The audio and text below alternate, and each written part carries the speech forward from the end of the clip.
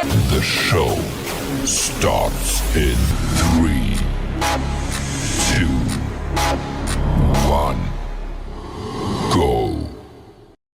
Good morning, CaneSport. It's April 11th, 2025. I'm Gary Ferman, the publisher of CaneSport.com, joined this morning by our managing editor, Matt Shodell, and Izubee Charles, as we discuss the news of the day, which, of course, is the wind down of spring football practice, which will come to a head tomorrow at the U at Cobb Field, where Miami will stage what will be called the spring game, but it won't really be a game. It'll be an abbreviated scrimmage. They'll go, I don't know, maybe I'm guessing 40 plays or so in a first half. And then the second half, they'll do some additional scrimmaging, but it won't be full tackling to the ground. And then spring practice will be over, and faster than anybody wants, the transfer portal will be upon the University of Miami football program and everybody else in the country, and that will bring the usual chaos that the transfer portal always brings. Izubee and Matt, I thought we would start out today talking a little bit about just our impressions of what Miami's gotten done so far in spring practice, what fans who are able to get the golden tickets to go out and watch Saturday's spring game. They were free to the limited number of people that got them that can fit over there at Cobb Field. But somebody was telling me this week that a couple ambitious fans had posted them on StubHub or one of the other ticket sites and were trying to get $100 for those spring game tickets. I don't know whether they were successful or not. Izubee, what did you do? Listen, Come on. I got some of it right here already. I got the coins already. he did get that mischievous look on his face, like that. Smart. It's called being smart. Guy that was trying to sell his spring game tickets for $100 a piece. But anyway, Matt, I guess I'll start with you. $100 a piece to go to the spring game. We know it's going to be a watered down play sheet, but I do think that the fans that go will get something out of it because it's going to be their first look at the defense that Corey Heatherman has put together here in his first practice sessions at the U. And from what we've seen, been able to see at times during spring, it looked to me like that the team was taken to it pretty well. I don't remember seeing a whole lot of guys that seem to be making mistakes in practice. The defense gets beat sometimes, the offense wins sometimes, and sometimes the defense wins. But the one noticeable thing to me was I didn't see what I would call a lot of mental mistakes, and that was the story of the 2024 season. We constantly in games saw guys that didn't seem to have a clue what they were doing. And honestly, as we sit here, 14 practices going to 15 practices in now on Saturday, I literally can't remember one time, one drill at any point in the spring that I saw that I would classify guys making mental errors. To me, that is the greatest positive of spring practice. What do thou say, Matt Shodell? Obviously, people selling the tickets are my fellow Jews because they're holding this thing on Passover at 4 p.m. I don't know. I guess they didn't get the notification that we have a Seder to go to. I think the defense is going to dominate. It's going to be over at 5:30. I heard. If I was going to go to my Passover, I have to go up to Aventura we eat early. We're Jews. We eat early. We need our food. We need our matzo ball soup and our kugel. We're not waiting. It's hot. It's hot out of the oven. We're eating it. We're not waiting, okay? If I'm going to label this spring game, I'm going to rename spring game no pass over. Because these quarterbacks, without Carson Beck, will not be able to pass the ball. The DBs have been dominating all the practices. Like, it's not like magically all of a sudden these quarterbacks are going to look amazing in the spring game. As vanilla as it could be, I think what we're going to see, and remember last year's spring game, right? The offense had 700 yards. Cam Ward threw 5 touchdowns in a watered down vanilla spring game. I think this year is going to be the opposite. And the scary thing is last year, we're like, oh, don't worry about it. The defense is going to be fine. Well, I didn't say that, but people who aren't negative were saying the defense will be fine. This is great news, but it was what we saw was true. A bad defense that can't stop the pass and a great offense. It was true what we saw. And what we're going to see tomorrow is not going to be true because the defense will dominate. You heard it here first. But Carson Beck is the offense. Just like, can you imagine last year if Cam Ward wasn't the quarterback in the spring game and for the season? It would have looked a lot different, right? So to me, cancel the pass over spring game, the no pass, I can't even say it, no pass over spring game. Cancel it. I don't need to see this. It's going to be a waste of time to me because if vanilla, yeah, we see guys tackling and running around, and we can say, oh, Elijah Loftton had a touchdown. Like, we didn't know he could score a touchdown. And, we'll see some guys we haven't seen before. Honestly, the only guy I really want to see throw is Luke Nickel. He's been sort of up and down. He's been getting better as the spring's gone on. But at some point, we need to see the future of quarterback U that isn't, it's quarterback U, not quarterback transfer U, right? It's going to be Cam Ward in the draft as a transfer, Carson Beck in the draft as a transfer. At some point, Shannon Dawson can't just be calling plays. He has to recruit the Cam Wards of the world and get them here, because the portal is a finicky lady. Is that a saying? I don't know. I'm going to say finicky lady because, and if that's like some sort of weird expletive thing, it's an old term I heard play from my grandparents. So don't blame me. I'm not looking it up right now, but whatever. And the reason I say that it's finicky, which I know what that means, I don't know why it goes with lady, but the reason it's finicky is because if you want to get that portal quarterback every single year, that's fine. But there's 128 other programs that are trying to get a top quarterback also, right?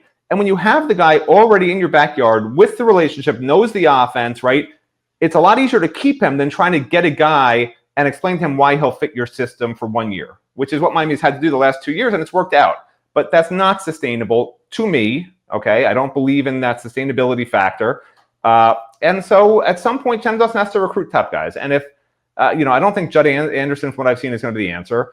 But Nickel might be. And so that's really why I'm excited to see him. Emory Williams wasn't a Shannon Dawson recruit, obviously, but it didn't seem like he's made any big strides, which isn't great in going into year 3. So, I'm hoping to see something from Nickel, period. Like, that's the only guy I'm watching. I don't care about the rest of the spring game. When he's in for some reps, I'll pay attention. Other than that, I'm going to be like, playing Hearts on my iPad or something. All right. I was patient. I let you have your say. Obviously, by no surprise, I agreed with very little of what you said. It hasn't been all about Carson Beck this spring. Obviously, he has not been participating, but to me, this spring has been about developing Luke Nickel, developing Judd Anderson, developing Emory Williams, who may or may not stay. We don't know yet. The portal opens Monday. And the spring has been about guys who aren't going to play. That's great, Gary. Thanks for the newsflash. Well, you do need backup quarterbacks, Matt, and you do need to have developmental quarterbacks to have a successful football program. And if Emory Williams leaves, one of the, Judd Anderson or Luke Nickel is going to have to be the backup quarterback next year. And let me tell you something, that is not something to look forward to, not because they don't have promise, they both do, but Judd's still very inconsistent. Luke is still learning. He got progressively better throughout the spring. There's no argument with that by all accounts. And what we've seen, he absolutely got progressively better as the spring went on. But he's still a true freshman who's just learning. And obviously there's not going to be any consistency there either. So, this is kind of like a problematic situation. I think it's vital that they keep Emory Williams in the program personally. I don't know how it's going to play out. I don't know what other offers Emory Williams is going to have.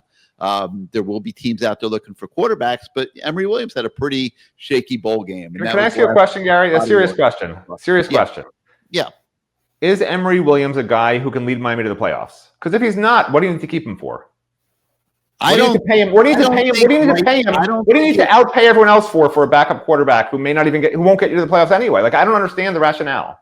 Listen, Emery is way better than people think he Okay, is. so you want to pay for a guy who will win you 7 games instead of 5. I'll give you that. I don't think you have a choice. I mean, you got to have a backup quarterback that you could put in a game. Emery Williams at least has 2 seasons of preparing for college football games. True freshman quarterbacks have started. Ask North Carolina. Redshirt freshman quarterbacks have started and done well. That's on Shannon Dawson if he can't recruit the right guys and develop them. That's not on Emery Williams. You know? If Emery leaves, I believe they will develop Luke Nickel and Judd Anderson the best that they can. I think Luke Nickel would be, by August, the backup quarterback in that scenario. He's got incredible arm talent, a lot of potential. You're just not going to get consistency there, and he's going to make mistakes and all that. But there is the potential there without question. But I would like to see them keep Emery. I don't know if they will. I don't know what the cost of that will be. I think when you factor in the cost of what basketball is now, it's going into staggering numbers all around the country. I had heard that when Jay Lucas was hired, they budgeted $8 million for basketball NIL, and I'm not sure. It might be enough only because they're not signing elite guys. I mean, they're going to put a team together. It looks like they're on course, but Izubee to have 6 or 7 guys by the end of this weekend, possibly. But I wouldn't say it's going great so far in terms of the level of talent that they were able to acquire. So it's okay. They've got some good players. This is the ACC that you're playing in, and you got to have a lot in your arsenal. But the costs are just soaring in basketball, and I don't know how that's going to impact football NIL. The people that fund athletics at Miami are being asked to put up an enormous amount of money, and I don't know if it's sustainable or not. We're not going to be able to have those conversations with those people. I just know that for a university that has been known for decades for not spending on athletics, is being asked to spend at an insane level now, and revenue sharing is coming, and it's only going to get bigger. And so I don't know what the portal is going to look like on Monday. I don't know how many guys on the current roster are going to be looking to leave possibly and have better offers. It's going to be very interesting to see how it shakes out. And we will obviously be covering that in the coming days once we get through the spring game on Saturday. But getting back to what we were talking about with the spring game, I think it is about these quarterbacks because it's the most important position on the field. And I think it's more than just about Luke Nickel. I think it's also about Judd Anderson. I think it's also about Emery Williams. And I think it's important that they exit spring practice feeling good about all 3 of them. And this is the final exam. They've gone through spring. They've had their ups and downs. They've learned. And now in front of the fans on Saturday, they have a chance to show where they are in their development. So to me, that is a really, really, really, really in honor of Stephen Wagner, big deal. So there's other aspects to spring practice and the spring game, obviously, for us to talk about here. But Izubee has been really patient, so I want to throw the mic to him here for a moment or two. And Izubee, we're going to talk about the recruiting aspect of the spring game in a few minutes. A lot of recruits will be coming down to Coral Gables. You could tell us how great the list is. But before we get to the recruiting aspect of Saturday, let's get your opinions on the football aspects. You've obviously been close to it the whole spring. What were your thoughts on just what Miami's gotten out of this spring practice, and what are you looking to see on Saturday? For sure. Well, the first thing I'm looking to see is all these Venmos to clear to my account, Mr. Canes 239. Those tickets are going fast, so guys, let me know. I have a few more in the stockpile. But in all seriousness, I'm with you, Gary, on this quarterback battle. Obviously, with Carson Beck not being there, entering the spring, we kind of said, hey, this is the battle for QB2 and who's going to be there. And, obviously with Emery, and I agree with Matt on this too, he just, really hasn't developed as people would think. So I feel like this is going to come down to which guy is going to be here in the fall, or do you want to hold him over? Do you want to move on to focus on Luke Nickel? I feel like that is going to get really answered in front of all these people now, because now there's no hiding that. Now we're going to really see how these quarterbacks can compete, get to secondary, which has looked pretty good. And obviously I want to see which DB stepped up, because, this is something that, I've been thinking, like, there's a lot of defensive backs and there's not as many positions. So I think, potentially one or two guys may, hit the portal because their spot got taken by somebody else. But, the majority I want to see is this offense. Can this offense kind of compete at the same levels that they did last year? Obviously, Carson Beck's not going to be back there, but I feel like this is day and night compared to the spring game last year. You had ESPN, you had everyone coming there, all focused on Cam Ward. Now it's like, all right, we don't even know who, Miami's second string quarterback going to be, and that's the focus of the thing. But just excited to see, how these guys compete because, like I said, there's no more hiding behind closed doors. We're really going to see these guys compete in, somewhat of a competitive environment, which is going to be super exciting. All right, so beyond the quarterbacks, let's give everybody a little bit of a primer that's going to the game. Unfortunately, it's not going to be television. Unbelievable. But I don't think Mario was too crazy to be one of the few teams in the country putting their spring game on TV. And the ACC network has other programming commitments anyway. So the spring game will not be televised, and I wouldn't expect to see a ton of video come out of there on Saturday. So those that get to go are really going to get the best look. And those of you that are on our website at CaneSport.com, be sure Saturday night post your reviews of the spring game on the War Room message board. We'll be very, very interested to see what you guys have to say as well. But other things to keep an eye on, I would say, are Elijah Loftton, who is carving out a role for himself on this football team.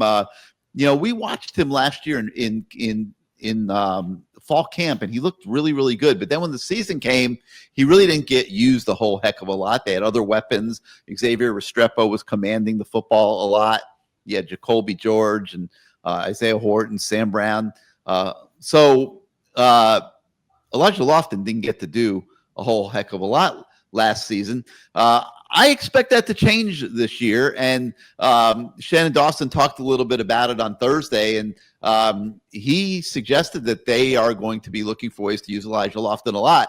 And I think that's a really good idea because, this guy is an absolute beast of a football player. And, Izubee, I'll throw it back to you here for a minute because I know you've watched because you and I have been standing alongside each other at a lot of these practices. And we've watched a lot of Elijah Loftton this spring. And, I think Shannon Dawson's got the right idea, man. I mean, I love the look of this second year all-purpose offensive player for the Canes. He'll be listed as a tight end, but you'll see him do other things. Yeah, I mean, last year when we first saw him, we used to call him the bull in the China shop, just how he was just wrecking everything and going over. Now I want to call him the Vegas Army knife because he can do so many things. And, throughout the spring when we first talked with Cody Waddell, he's like, that is just such a unique player. And, you see him and you're just like, if he didn't have a number on it, if we didn't know who Elijah Loftton was, if you saw him, you'd be like, what position does he play in? Like, it's literally like that on the offense. He can play running back. He can line up H-back. You can put him in the slot. He can catch screens. So he's just the type of player that just makes plays. And, when he was getting recruited to Miami, you talked to a lot of those guys that were, involved in it. They said, hey, this kid is the best pure football player in this recruiting class. And, you ask guys like Zaquan Patterson and JoJo Trader who played him in high school. You say, hey, who's the best high school player you played against throughout your 4 years? And these are kids that play the best of the best in South Florida. They all said Elijah Loftton. They played, I think, Chaminade in 2023. He had 3 rushing touchdowns, 2 receiving touchdowns. Like, the kid has just been making plays his entire career. And seeing that at Miami, that was awesome. And seeing Miami, saying, hey, we're going to get this kid the ball in a different variety of ways is something that I love to see. And I'm super excited to see, what he does, on Saturday and, in the fall as well, too. So I think the future is really, really bright for Elijah Loftton. I think he's going to be a star in Coral Gables for years to come. But that doesn't mean the wide receivers haven't been getting the opportunity to shine in spring practice. And it's a little light on upperclassmen. Okay, they're pretty damn young at the receiver position. But, JoJo Trader and the 3 freshmen, Upshaw, Tony, and Josh Moore have all really, really, really stood out throughout the spring. And Matt, the big issue for Miami as we get to Monday's opening of the portal is, do they need more at receiver? I think that as good as all these young kids are, and every one of them's a keeper, in my opinion, you also got Ray Joseph in the mix there, who's been getting a lot of opportunities all spring. I still think they need at least one more experienced guy that has been hardened by college football competition. Your thoughts? look, we'll know. Like this coach talk stuff, whatever. We'll know what they actually think of their own team if we start seeing them chase linebackers in the portal, safeties in the portal, receivers in the portal. What else are they looking for? I mean, those are the main ones. Defensive tackles in the portal. Because as good as I think these young guys have looked, at the end of the day, the coaches are with these guys every minute that they are allowed to be, a lot more minutes than we are, and they sort of know what it's supposed to look like to their standard. So if Miami goes out and doesn't chase a receiver in the portal, I think that's a great sign. Like, I don't want them to feel like they need to go into the portal. I don't want them, hoard the cash, man. Hoard the cash. Save it for next year if you got good enough guys. If Malachi Toney is a true freshman, guess what? They can have great seasons. Just ask Ohio State, right? If Malachi Toney is that good, which I think he is, I mean, I haven't seen a freshman slot receiver look like that. I can't, maybe dating back to Roscoe Parrish, honestly. Like, I remember with Roscoe, I was like, wow, cartoon-like. And that's what you think with Malachi. He's just like cartoon-like, and he has so much confidence and swagger about him. That's the kind of guy you don't worry about where it's too big for him as a freshman. Like, he wants it. He embraces that. You could see it. He doesn't care if you're 50 years old and your name's LeBron James and you're having a Ken doll named after you. He will take you out, okay?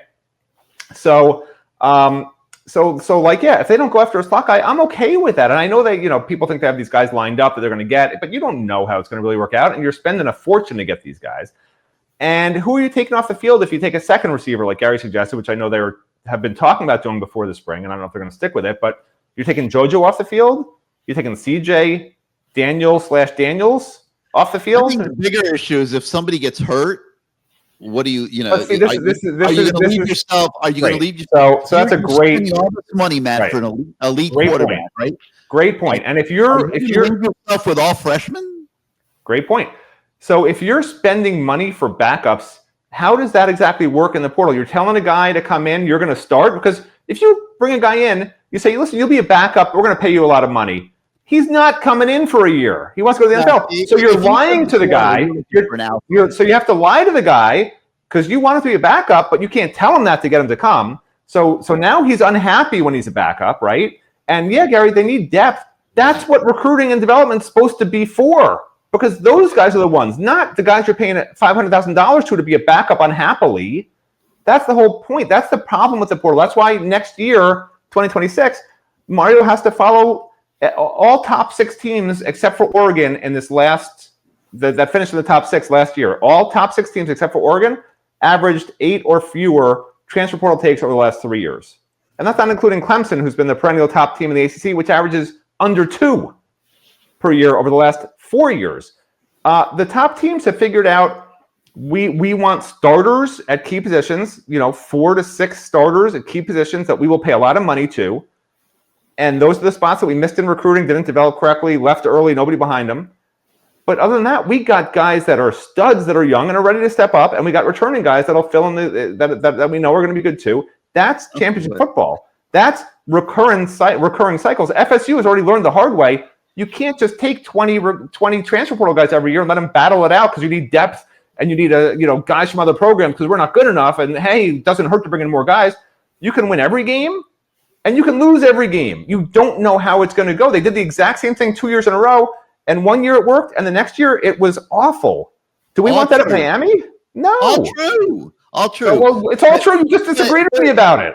But I think we would all agree there's no issues with the recruiting that they did this last year. These freshmen are good, okay? And these freshman receivers are all special, okay?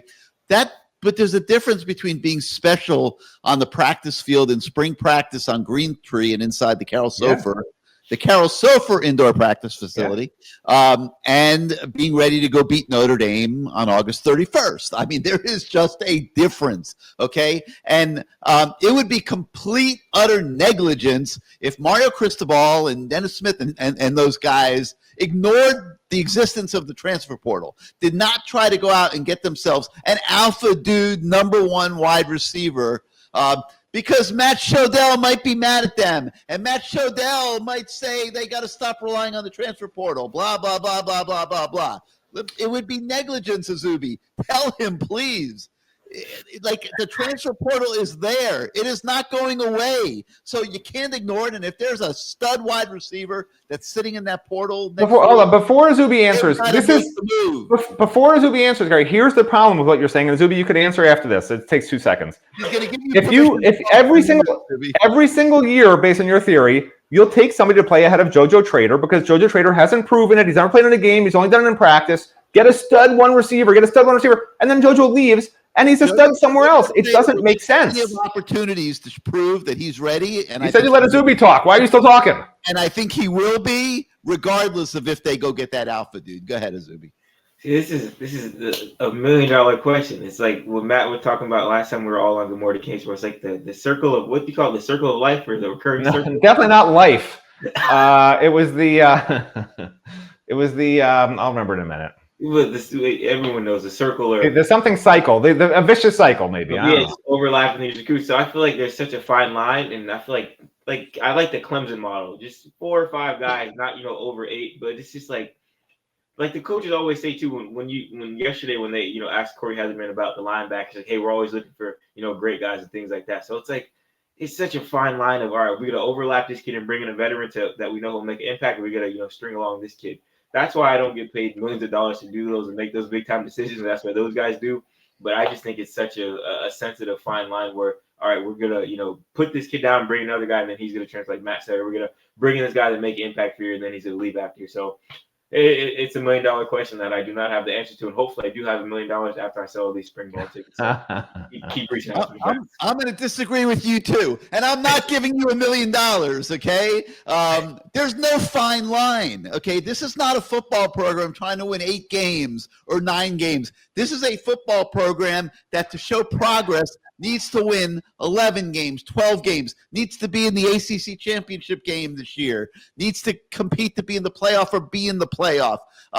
This is big boy football that University of Miami is playing now. And as great as, say, Donta Simpson, for example, has looked in spring practice, and he's made some great plays and showing that he's a great prospect, that does not mean that true freshman Donta Simpson is ready to take on a 12-game college football season at the level that Miami is going to have to play to emerge through this schedule that they have this year. They didn't have anywhere near this level of schedule last year. They had the number 1 quarterback in the draft. I'm going to anoint him now because it looks like the Tennessee Titans are going to make it happen for Cam Ward. And they still almost lost 4 games last year. They lost the 2 of them, but plus the bowl game.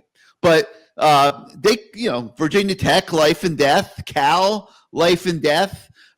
This is you're literally not making your own argument because you're putting the best roster you could possibly have. You're putting 145% tariff on China for 1 year and then lifting it again, because all you're doing is putting a bunch of guys together for 1 year and then they're gone, and now you're like, oh, we only have new guys, we got to do it again. You're looking at a 1 year view, a small view, instead of the big picture view. If you want to keep the 145% tariffs on China forever and just live in the portal forever, that's fine. But you're not saying that. You're saying just this year, let's get to that, guys.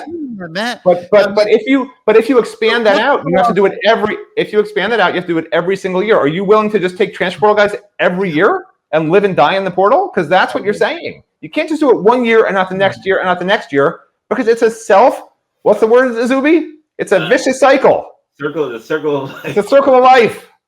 Matt, okay. I mean, they're relying on homegrown players on the offensive line other than the center. They're relying on homegrown players for the most part at the running back position. Relying on guys already on the roster so far at linebacker. I mean, this is not like just totally rely on the portal recklessly. I mean, they are filling in where they need help. They did it in the secondary, for example, in the first portal window, and the secondary was markedly improved throughout this spring practice. So you're saying last year, you're saying they did a great job in the portal. They filled in where they needed help. That's your argument, right? Last year, this year so far. But hold on. But last year was by far their best of getting transfers. But as I was looking at that list the other day, there's only like 4 guys, maybe 3 guys that were really difference makers out of the 15. And the other guys just took up all the reps of the young guys. And when you only win 10 games and don't make the playoffs, was it worth it? I would say no. I'd rather have seen the JoJo Traders and the young defensive linemen, the Armando Blunts of the world, and all these other guys. I'd rather have seen them get those really valuable reps, at different points in the season than see guys who are here one and dones. The CJ Clarks of the world. You're playing the result. You're playing the 3 loss. Playing the result, correct? Because if you take the portal guys and you don't make the playoffs, if you take the portal guys and don't make the playoffs, you just cost yourself 2026. You do it in 2026, you just cost yourself 2027. Because if Mario Cristobal was being honest with himself, and he could look back now, and he was being told before last season that, hey, you're not making the playoffs, he would have had a whole different approach to how he did things. It was a total failure in terms of them bringing in transfers to make the playoffs, and it didn't happen. And then they just cost themselves reps of really key guys they needed to play last year for this year. And you're saying to do it again for next year. Get portal guys. We don't know what we have behind them. We need depth. Portal guys. And now you don't make the playoffs. And now in 2026, we're like, well, we don't know what we have. If they do it and make the playoffs, I'm all for it. If they do it and don't make the playoffs, I'm pissed.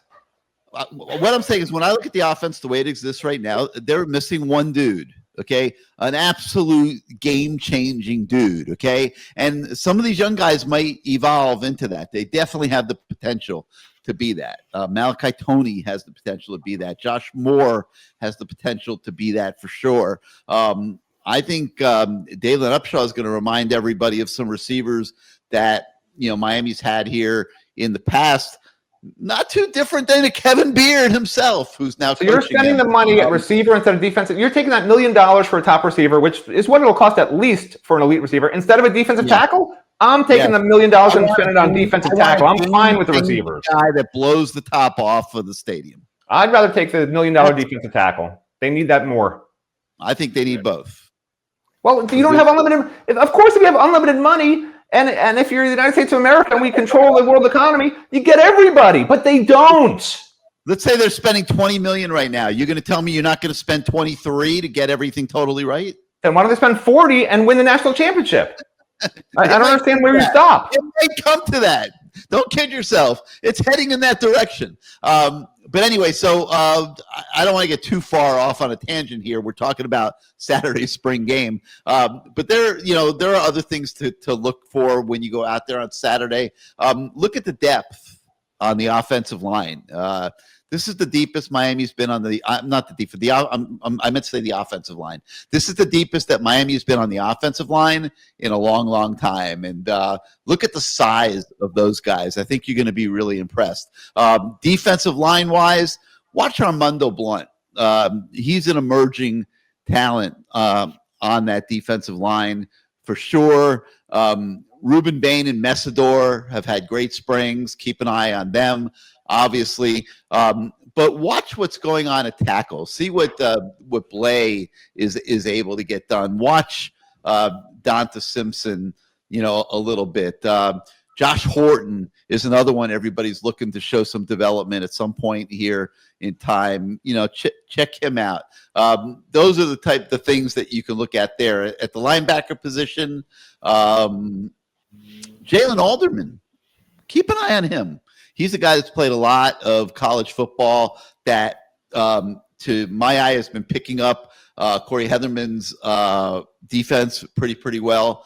Keep an eye on how he looks out there. He could have a real role in the fall. And watch the new secondary, okay? OJ Frederick won't be out there, but you got a lot of new faces, a lot of new guys to focus on, and check them out on Saturday and see how they're doing.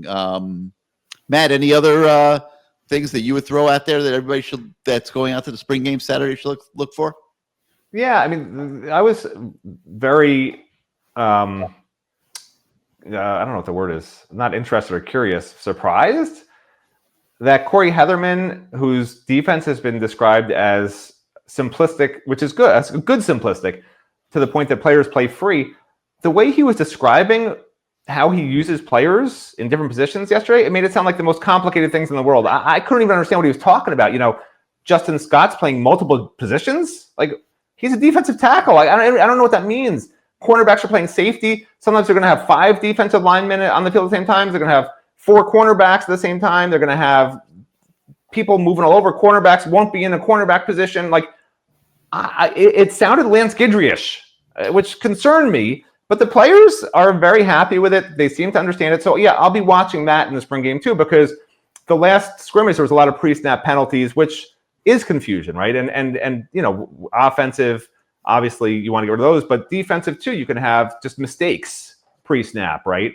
And something Corey Heatherman also said yesterday that I found interesting was that he's fine with the defense playing the total wrong defense, as long as they all do it together, which I've never heard a defense coordinator say that. I would not be okay with that. I found that disturbing, mildly disturbing, that he's fine with every single player on his defense playing the wrong defense, as long as they do it together. I found that somewhat humorous, I guess.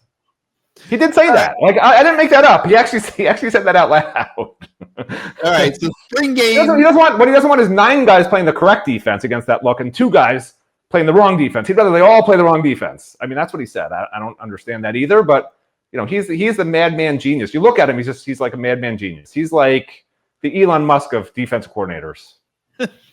He was in rare form yesterday. Those of you that haven't checked out, check out the story on his press session yesterday. You can watch the video. He's a intense guy, but he is very, very like his eyes. You know, if you just went like this and you gave me 50 different eyes, like in a police lineup, I'd be like, yeah, that's Corey Heatherman right there. But very impressive, and I can't say enough how impressed I've been with the defensive coaching from what we've seen this spring. Massive upgrade from what was going on that side of the ball. So 4:00 spring game on Saturday. For those of you that have tickets, for those of you that don't, that'll be Izubee Charles out there in front of Cobb Field.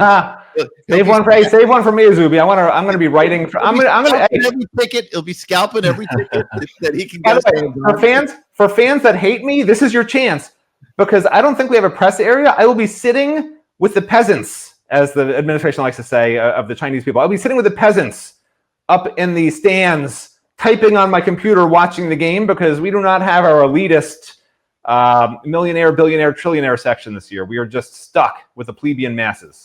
Yeah, I'll be there with you. I'll be there with everybody. I'll be down on the field, but it was funny. There was one reporter that was asking Miami if he could have a chair to sit on the sideline. Bring your own chair, BYOC. I mean, you can do that. The answer to that was no, you cannot. But it was pretty funny. All right, so a big part of the reason Miami is having this spring game that they're calling it on Saturday is because of the recruiting opportunity. And Mario Cristobal loves the chance to bring a lot of recruits to campus every chance he gets. And this little party on Saturday at Cobb Field is certainly one of those. Izubee, you've had a chance to work with Stephen Wagner and put together the list, and it's evolving. But give us a little synopsis on what we can expect from a recruiting standpoint on Saturday. Yeah, so like you mentioned, you know, they use this spring game as kind of a big recruiting tool to kind of wrap it up and kind of put the bow on it. And, you know, it's a little bit more convenient for Miami staff to have this spring game at Cobb Stadium instead of Fort Lauderdale, where you're busting recruits back and forth after the game. You know, you just walk right back to the facility. But you know, there'll be a handful of Miami commits back on campus. We'll get the chance to see, you know, Jontavius Wideman, the 4-star cornerback that flipped from Georgia.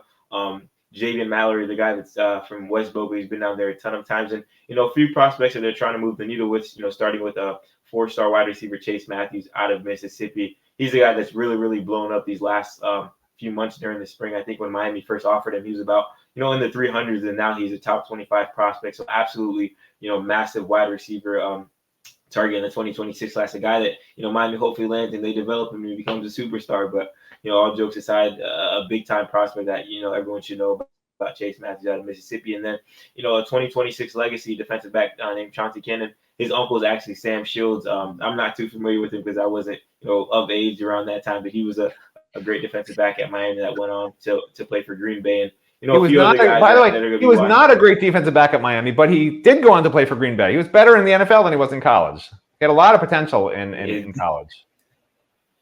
And that's why I said I didn't know too much about him, but I know he played for the Canes.